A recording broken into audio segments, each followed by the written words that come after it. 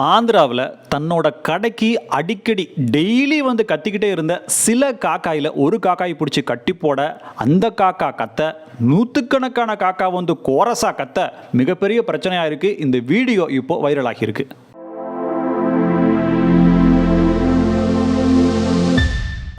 ஆந்திரா மாநிலத்தில் இருக்கக்கூடிய அம்பேத்கர் கோனசீமா அப்படின்ற டிஸ்ட்ரிக்டில் கறிக்கடைக்காரர் ஒருத்தர் இருக்கார். இவர் காக்காவை பிடிச்சி கட்டி போட்ட ஒரு வீடியோவை எக்ஸலத்தில் வந்திருக்கு. அதுதான் இப்போ வைரல் ஆகியிருக்கு.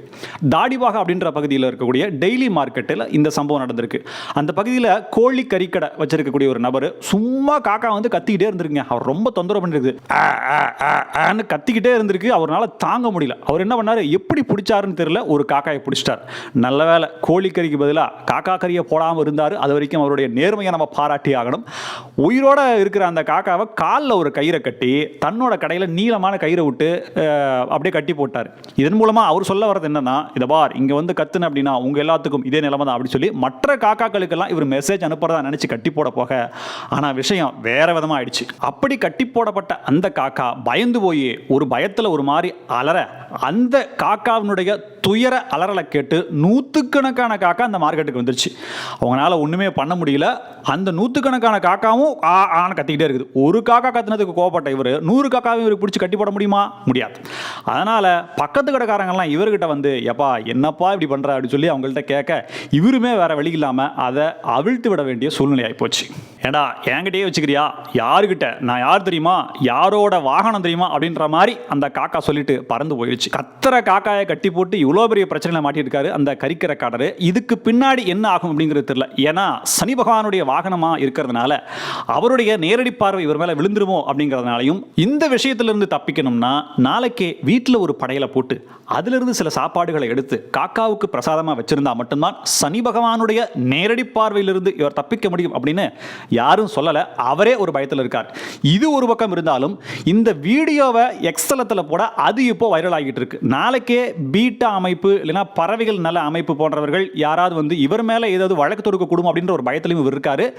இதனால இவர் அந்த இடத்துல கறிக்கடை நடத்த முடியுமா அப்படின்ற அளவுக்கு போயிடுச்சு. ஒரு காக்கா பிடிச்சது குத்தமாங்க அப்படின்ற மாதிரி அவருடைய நிலைமை இப்போ ரொம்ப பரிதாபகரமா இருக்கு. அந்த வீடியோவை நீங்களே பாருங்க.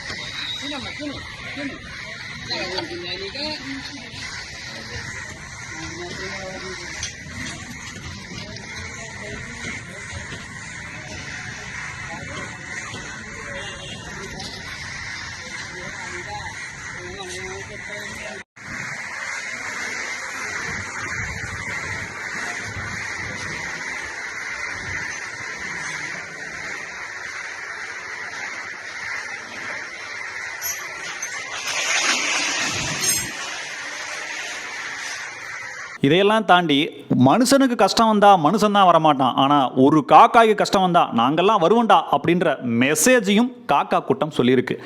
கத்துதேன்னு கட்டி போட்டு பயங்கரமான சிக்கலில் மாட்டிட்டு இருக்காரு அந்த கறிக்கடைக்காரர். 4 காக்கா கடைக்கு வந்து கத்துச்சுன்னா 2 துண்டு பீஸை எடுத்து போட்டா அது பாட்டு கவிட்டு போயிடும். அதை விட்டுட்டு காக்காயை பிடிச்சி கட்டி போட்டா அந்த காக்கா சாபமுட்டு இதெல்லாம் தேவையாப்பா அப்படின்ற மாதிரி ஆகியிருக்கு. விளையாட்டா செஞ்சது மிகப்பெரிய வினையா மாறிடுச்சோ அப்படின்னு ரொம்பவே கலக்கத்தில் இருக்கிறாரு அந்த கறிக்கடைக்காரர்.